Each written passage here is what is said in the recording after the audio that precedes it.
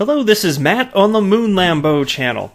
Last night, I was scrolling through my Twitter feed, and I came across an interesting article. Now, I'll be honest, what really got me to take a look at this is there's an XRP community member that stated if he was reading this article right, the one on your screen, that it would mean that XRP is not needed, and what Ripple is doing, essentially, they no longer need to do it in terms of, the Internet of Value, moving money across borders in a seamless way. Fixing the train wreck that is the world of cross-border payments, solution to settlement and all that good stuff. So, the title of this piece is Hong Kong/Thai central banks unveil cross-border digital currency results. And so for me, this ultimately resulted in a fun critical thinking exercise. So I'm going to explain to you what this is and why it is not a threat to what Ripple is doing. I can assure you of that. I feel very confident of that. I've having at this point almost 24 hours to think about it even further. But my gut reaction, as soon as I read it, and I just thought, okay, people are just misreading this because it's tough when you're reading something. Because this is a new technology that I hadn't heard about, and it's a concept that's a little bit different than anything I had heard. It's easy to think, oh gosh, okay, what does this mean for Ripple and XRP? And it's smart to do that because look, this is the XRP community we're talking about here. We are holding XRP, and we would like to see it adopted globally, right? So it's reasonable to ask questions like this. But before we dive in, if you would please delicately tap that like button, and if you are a fan of Ripple and XRP, go ahead and subscribe to the Moon Lambo channel, because if you do, maybe we can be friends, maybe even best friends. So here's the tweet that got this going. It's from XRP community member Eric Dadoon, and he wrote, "Quite the achievement for R3 and the banks involved," and he provided a link to the article that I just cited. And it is utilizing Corda, which was created, of course, by R3. I'm sure many of you are aware. But this is the comment that got my attention here. It's from Scott Chamberlain, and I see him in my Twitter feed from time to time. Very thoughtful individual. He, like the rest of us, just wants to get to the truth. That's always been my perception of Scott here. And so here's what he wrote. "If I read this right, CBDCs on Corda can eliminate the need for Nostro accounts through the use of digital receipts instead of a bridge asset like XRP. In this world, it would appear there's no need for XRP or Ripple's on-demand liquidity, or indeed stablecoins." And so, of course, that's going to catch your boy Moon Lambo's attention. It absolutely did. So I thought, what is this? Okay. Technically, if you want to be technical about it, if this technology, which I'm about to run through with you and explain to you, if it were actually adopted on a global scale, Nostro accounts wouldn't exist, at least not the Nostro accounts that banks hold today. It would be instead central banks that are holding them exclusively in this ideal world, which is just never going to happen. So take a look at this. Here's the piece. Again, Hong Kong/Thai central banks unveil cross-border digital currency results. Today, the Hong Kong Monetary Authority, HKMA, and the Bank of Thailand announced their findings from a cross-border central bank digital currency, that's CBDC, central bank digital currency, initiative. The aim was to experiment with circumventing the correspondent banking network, allowing direct payments between banks. Hence, this was an institutional or wholesale CBDC experiment. 2 commercial banks in Hong Kong and 8 in Thailand participated in the research. The 2 central banks will continue their joint research, including exploring business cases in connectivity to other platforms. This is a continuation of Thailand's Project Enthenon research and Hong Kong's Lion Rock project. And I was not familiar with those. It really doesn't matter for the sake of this video. The report follows yesterday's announcement that 6 central banks and the Bank for International Settlement plan to collaborate on CBDC research.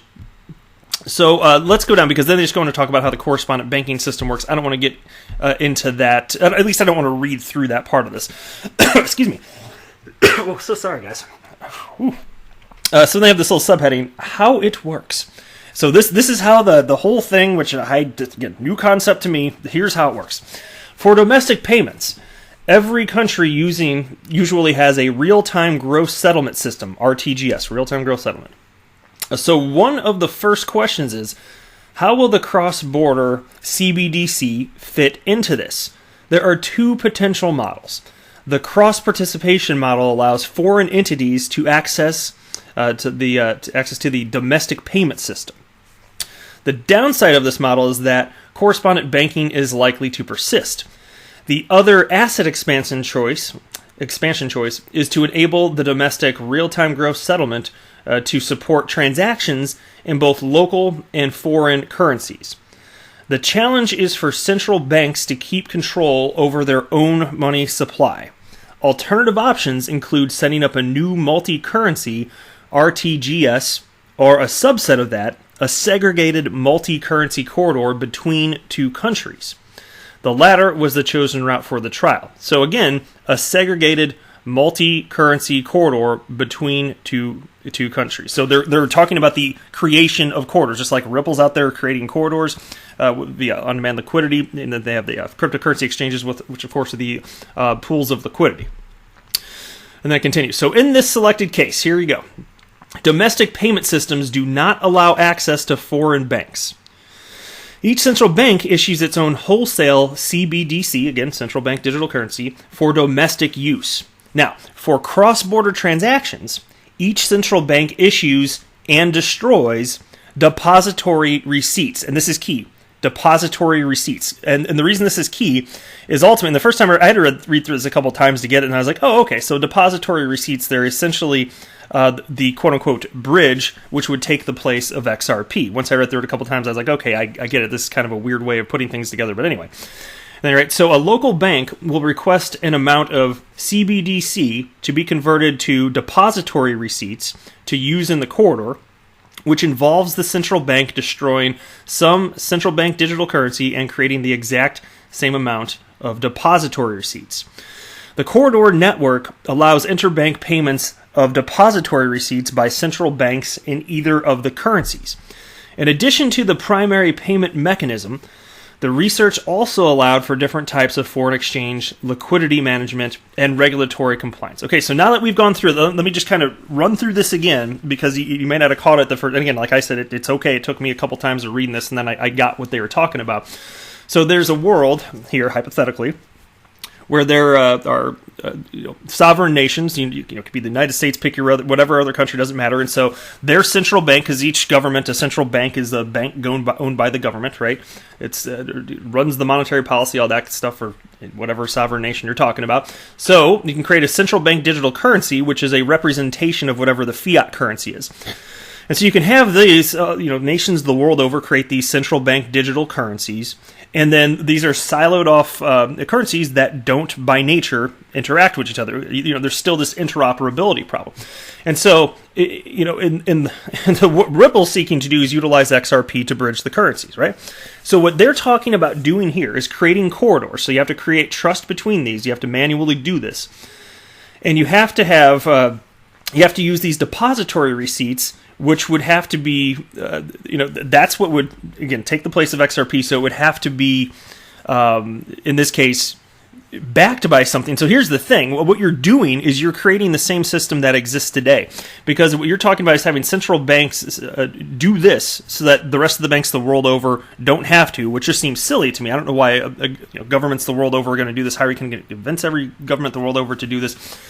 And so you have to, have trust. The only way to have trust is if you have Nostro accounts, which again is exactly what exists today. So you're talking about, instead of regular banks the world over having Nostro accounts, you're talking about central banks taking that responsibility over. Why the hell would that happen? So you're Nostro for central banks, because otherwise, without that, there is no trust. And so then you're transferring these depository receipts, which have no innate value if not backed by something. And so, again, if there's no Nostro accounts, that's a little risky. Not going to happen, Trust is at the core of the train wreck that is the world of cross-border payments and settlement here. And so once I got that, I was like, oh, well, this is nothing more. This is just as terrible as trying to use a stable coin or a bank coin to bridge currencies, because, again, it doesn't solve the fundamental problem of trust. And so once I got that, I jumped in here. And again, here was the tweet from Scott Chamberlain, again, to be clear, nice dude who is just looking to get to the truth of the matter. And so this was his initial response, having read through it once. And he wrote again, if I read this right, central bank digital currencies on Corda can eliminate the need for Nostro accounts through the use of digital receipts instead of a bridge asset like XRP. In this world, it would appear there's no need for XRP or Ripple's on-demand liquidity or, indeed, stablecoins. And so here was my first tweet. The first tweet, and it was in response to what Scott wrote there, and I wrote, in such a world, it would be every country's central bank replacing all Nostro accounts worldwide. And I say fat chance to that happening. Central banks would still need to trust each other. There's no way they'll all agree to hold dormant capital when banks already do that. All right? And so let me scroll up a little bit here. The way Twitter works, that my comments are in different threads on this thing here, so let me look here. Here we go. So here's a tweet from Arturo Portilla, who he was originally known as XRP Research Center on Twitter. And that account unfairly got suspended for quote-unquote impersonation, which is the same reason that XRP Tipbot got shut down the other day. And I think it's just an algorithm gone haywire, frankly. But anyway, it's nonsense, bogus stuff. But anyway, so that's... Sorry, getting off the rails here. So anyway, that's Arturo Portilla, just, because I'm sure a lot of you are aware who XRP Research Center is and may not be aware that he's still here. So anyway, he responded to Scott's tweet and wrote, this is the reason I've been following CBDCs so closely. Not because XRP could bridge them, but because they could disrupt on-demand liquidity, which of course utilizes XRP, depending on their particular configurations. And so, I love critically thinking. Like when new stuff like this comes up and new potential hurdles pop up, this is one of my favorite things to do, is just engage in critical thinking and try and get to the truth of the matter. So I responded to Arturo here, and I wrote, I still don't see how this is more than a pipe dream. Central banks would have to hold dormant capital with other central banks. Why would central banks do this, and who is going to convince every central bank the world over to do this? Sounds insanely costly. And Arturo Portillo responded to me and he wrote, no, they could settle instantly. And that didn't really make sense to me. And so I responded, stablecoins can settle instantly too, but this still doesn't answer the questions I'm posing. On top of that, we're assuming the article in question has accurately explained the functionality properly, which I find is not always the case. So, and that's true, but I'm going to assume for the sake of this video and this discussion here on Twitter that it was properly represented.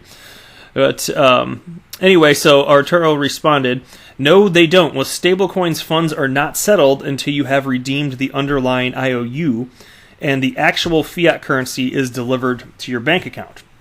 And so I responded, stablecoins are just a representation of value, as are CBDCs, and these receipts too. So those depository receipts that I cited, those are a representation of value that in this world, the central banks would just be agreeing to use as a, it's basically a stablecoin. The depository receipts would take the role of a stablecoin in a walled garden. That's basically what it is. And then I wrote, I'm not seeing how a bridge that doesn't have an open market value can be a solution, as it doesn't address the fundamental issue of trust. Scott Chamberlain responded, sure, but trust isn't the issue here, because only people who already trust each other choose to be inside the garden. The real issue is the inability to solve the problem of dealing with people outside the garden. And so when you wrote that, I realized that, and it could be my fault, it's hard to get ideas across on Twitter, so I realized that perhaps either he read me wrong or maybe I wasn't clear enough, and so I responded to him and wrote, I think we have the same opinion. When I say trust is an issue, I'm specifically referring to everyone not inside the walled garden.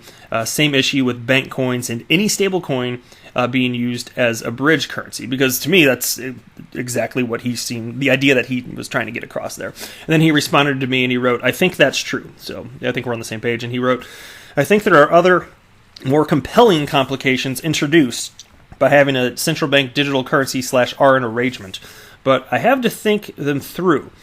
It means 4 types of money: actual cash, bank digital balances /IOU, CBDCs, and RNs, instead of just fiat /XRP /fiat.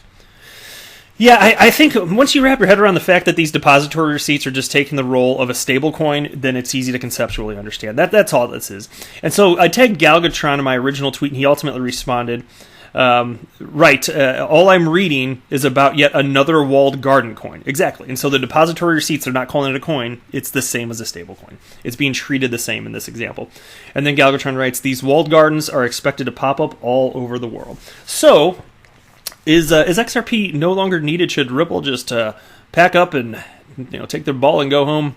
Like, it's not over. No, this is not a threat to XRP, absolutely. And even if this magically happened and you convinced all of these governments the world over to harmoniously govern these depository receipts and agree that this is the way that money is going to move around the world, like, there's no freaking way that this is going to... You're never going to get hundreds of nations on board doing this. Because, look...